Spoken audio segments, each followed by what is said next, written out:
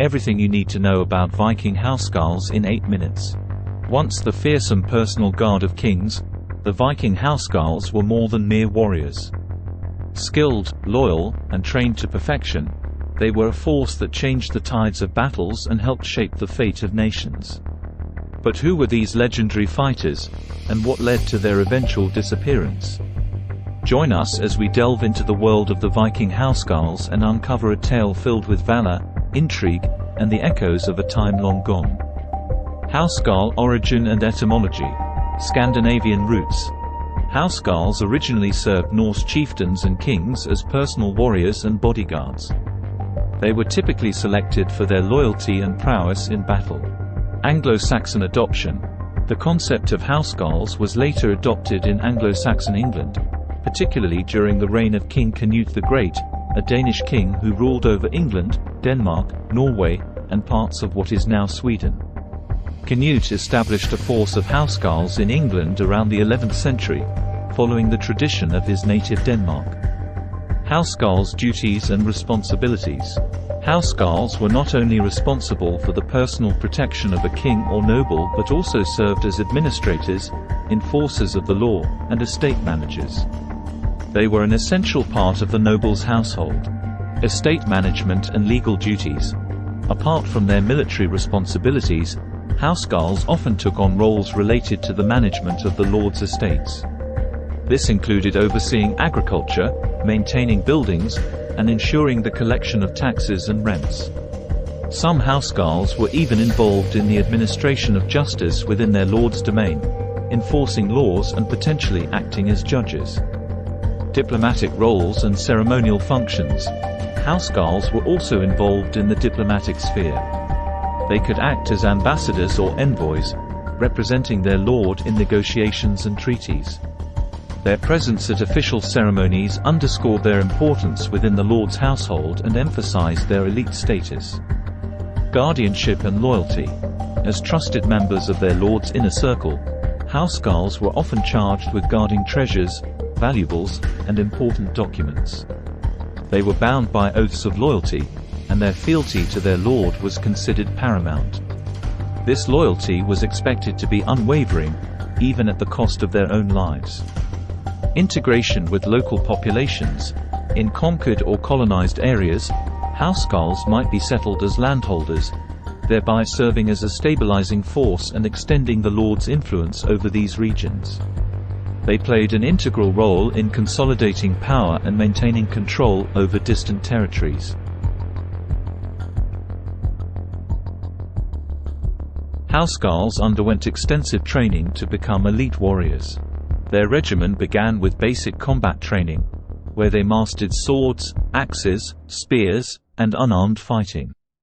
Advanced tactical training followed, with a focus on battlefield strategies and adaptation to different combat situations. The housecarls were also subjected to intense physical conditioning to enhance strength, stamina, and agility. Some were trained to fight on horseback, while others might have learned naval warfare skills. Leadership and strategic training were also part of the curriculum, particularly for those in senior positions. The housecarls were equipped with the finest weapons and armor available. They wielded high-quality swords, axes, and other weapons, tailored to individual preferences and battle requirements. Armor typically included chainmail, complemented by leather or padded armor beneath. Helmets, often ornate, provided protection for the head, and round wooden shields reinforced with metal were standard. Housecarls trained in cavalry tactics would have access to well-bred war horses, potentially even armored. In the case of those specializing in naval combat, specialized equipment and possibly personal boats or ships were provided. King Canute and housecarl influence in England. Role in England. After the conquest of England by the Danish king Canute the Great in 1016, the concept of housecarls was imported to England. They played a crucial role in maintaining control and protecting the king. Beyond their military responsibilities, housecarls held administrative and legal roles within the royal court. They helped enforce royal laws, suppress rebellions, and acted as representatives of the king's authority in distant regions. Rewarded with lands, gifts, and privileges, they held an elevated social status and symbolized the king's strong central authority. The introduction of housecarls by King Canute had a lasting impact on England's royal court and military organization. Their dual role in military service and governance was instrumental in consolidating the king's rule, reflecting their unique and essential position in English medieval society. The legacy of housecarls continued long after King Canute's reign, marking them as an influential part of English history.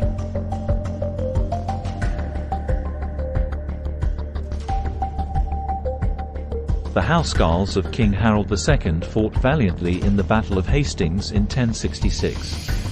Their shield wall tactics were instrumental in holding the line against the Norman invaders. During the Battle of Hastings on October 14, 1066, the housecarls were positioned at the heart of Harold's forces. They were deployed in a dense shield wall formation on Senlac Hill, a defensive position that allowed them to resist the repeated charges of William the Conqueror's Norman knights and infantry. The housecarls' battle axes and swords, along with their disciplined use of shields, enabled them to hold firm against the Normans for much of the day. Their steadfastness and combat prowess were critical in maintaining the integrity of the English line. Despite being outnumbered and facing mounting pressure from the Norman forces, they continued to fight fiercely, many of them dying in a protective ring around Harold's body. The defeat at Hastings marked the end of an era in English history, and the housecarls' loyalty to King Harold II became a symbol of the nobility of the old Anglo-Saxon regime. Their determined resistance at Hastings is an enduring testament to their skill, courage, and devotion to their king. The loss of the battle led to the Norman conquest of England and the beginning of a new phase in English history. The housecarls, along with King Harold II, were the last representatives of a way of life and a system of values that was soon to be supplanted by the Normans. End of the Housecarl era. The tradition of housecarls declined after the Norman conquest of England. William the Conqueror disbanded many of the housecarl units, leading to their eventual disappearance. The concept of housecarls has had a lasting impact and can be seen as a precursor to later forms of personal guards and bodyguards, both in Europe and beyond. Depictions in culture. Housecarls have been depicted in various literary works, historical studies, and media, reflecting their important role in medieval society. They often symbolize loyalty, courage, and the martial virtues of the era. That's all from me for now. If you enjoyed the video, go ahead and leave a like, and if you want to leave your own thoughts, go ahead and leave them below in the comment section. Of course, if you want more historical content, you can hit subscribe and the bell next to subscribe to turn on email notifications. I will see you next time.